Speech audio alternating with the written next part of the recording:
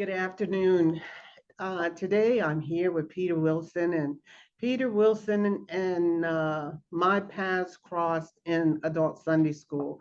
We enjoyed and had a lot of interesting conversations in adult Sunday school.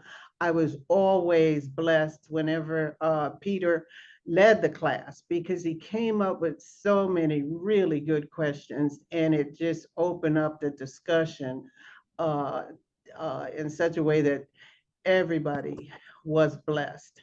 So, Peter, I'm not sure how long you've been with Niles Discovery, but why don't I turn it over to you and you tell us where your first faith journey started and then how you got connected with Niles Discovery Church and share with us all the things you love about Niles Discovery. Okay, my name is Peter Wilson. I am a not a Bay Area native. I grew up in Kansas City, Missouri. So my religious foundation is from Kansas City, Missouri. I went to Niles Discovery Church first. I never knew it as Niles Congregational Church, but I went to Niles Discovery Church in December 21st of 2015. I'd been living in the Bay Area for 4 months, and it was the longest night service that Niles has on the 21st of December, to remind us that while the Christmas season can be a season of joy for many it's a night. It has nights that are the longest nights, and since December Mhm. 21st is the winter solstice, it's the longest night. And it was just a very powerful service that um, Reverend Jeffrey Spencer led, and I just was really transformed by it. I put it in the back burner and continued to go to other churches in the Bay Area, one in Hayward called Eden United Church of Christ. And so I grew up as a Roman Catholic. I have been a Methodist. I have gone to Episcopalian services.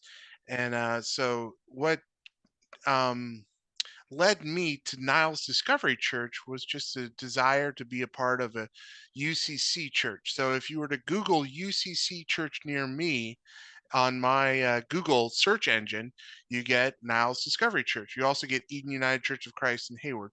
But I was very intrigued by being a part of a UCC church because it was more progressive than my Roman Catholic background and upbringing. And so when heard the preachers, Reverend Brendan Lorman and Reverend Jeffrey Spencer, who have been the pastors there the entire time, I've either been a friend or a visitor, and now recently a member of Niles Discovery Church. Their sermons have been excellent, and the people have made me feel so welcome. I've gotten involved with, as Veronica said, adult Sunday school.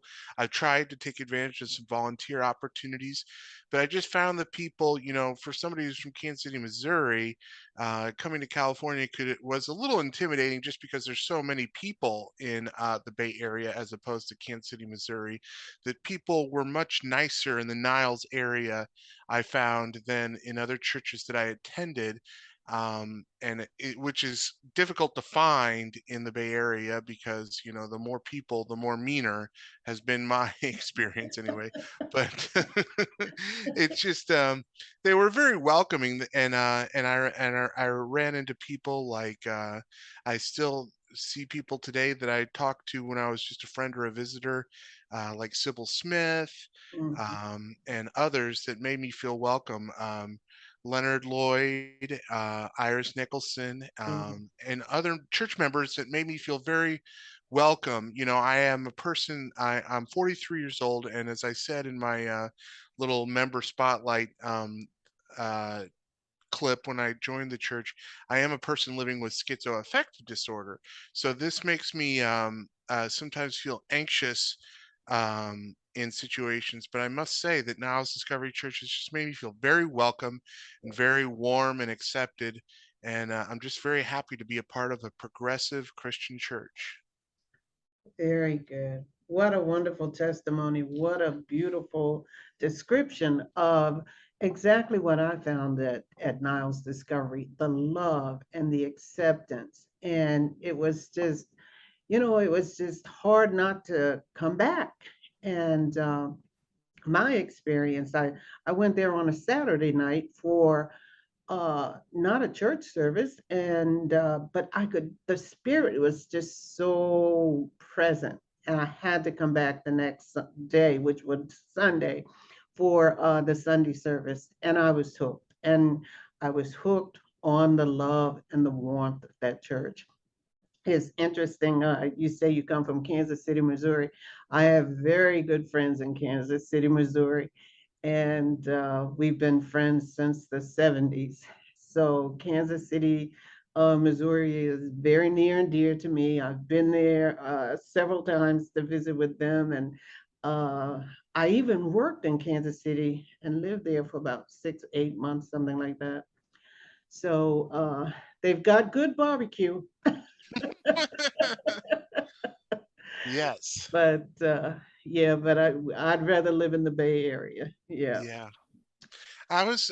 You're from Maryland. I went to Yeah. Georgetown University and I studied Oh, okay. theology. Yeah, so I have been in, Georgetown is in DC and it Yeah. borders Maryland and Virginia. So Right. I've been to both Maryland and Virginia. And I went to Georgetown University as a theology student, and Ah. so I have a major in theology. And this was prior to being diagnosed with schizoaffective disorder, but I really appreciated um, that area. And I remember and so, with a theology degree, whenever Pastor Jeffrey Spencer or Pastor Brenda Lorman are speaking, whether they are referencing um, Marcus Borg, if you're Pastor Brenda, or referencing another author, if you're Richard Pastor Rohr. Richard Rohr, we talked about him. He was a Catholic, a Mhm. Roman Catholic, and I was trying to remember uh, the author that Pastor Jeffrey references so often. It's escaping my schizophrenic mind, Yeah. but it was Diane Oh, something. Uh, Diane starts with a B. Yeah, Diane. Right. Diane. He references her frequently, and Yes. so I am always interested. And I've actually Googled it and looked it up, and Yeah. I've ordered a book by her. And I Mm-hmm. just so anyway, the point about that is that I am just so sort of it gives me intellectual mill for the grist Yeah. to listen to their sermons Yeah. and read what they have read, some of the things that they have read, and just appreciate you know they both have advanced degrees in theology Yeah. and divinity degrees, Yeah. and so they're very well qualified, and I just find it to be the sermons to be so my favorite part of the service. I like to sing. I do sing, and I even help Liz Musgrave with communion preparation, Oh, and yeah, that's she nice. yeah, she made me feel very welcome, and Yeah. she could see that I wanted to be involved in the service, and Yeah. she asked me if I wanted to every third Sunday help prepare communion. So I do prepare communion on every third Sunday with the help of Liz Musgrave, and I that's meaningful too. Yeah. I everything it enriches my life because reading about things, different articles and essays that have gotten in adult education and different themes that have been covered in books that I have read, you Mm-hmm. know, have really just added to my education, made me less naive, made me more informed.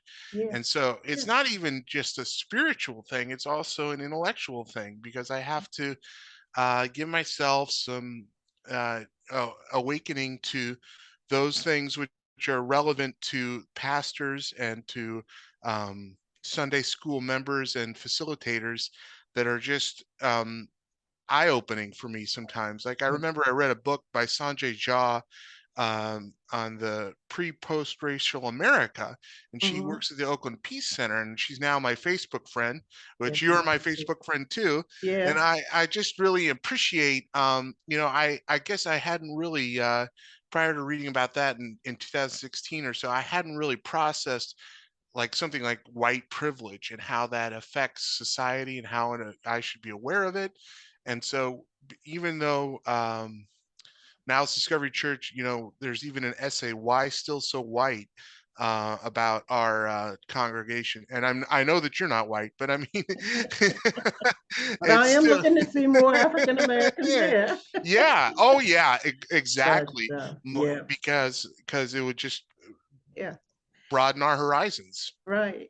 And I want to see more African Americans there because of what I found there, and it's like, hey, this is really a good place to be.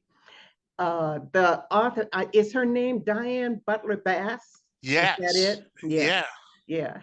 And interesting too that you used to be part of the DMV, DC, Yeah. Maryland, and Virginia. Yeah. Oh yeah, So, I was a theology major, and I tell you, to be honest, it was just before my diagnosis, so I wasn't fully aware that I had schizoaffective disorder at the time that I attended Georgetown, mhm, but and so my life changed very dramatically after that. yeah, But definitely, I went around in DC. Georgetown's at 37th and O, and of course, it's at 1600 Pennsylvania, and the House of Congress, and yeah, just the Foggy Bottoms, the whole DC area. And I would Google things in Maryland and Virginia, and went to them, and like disc golf.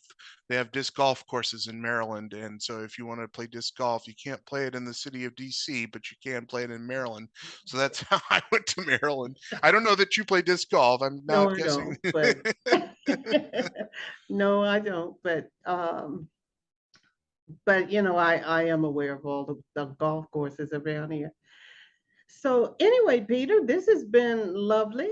And of course, I mean, this is some time that I've even spent getting to know you a little bit better, other than in adult Sunday school.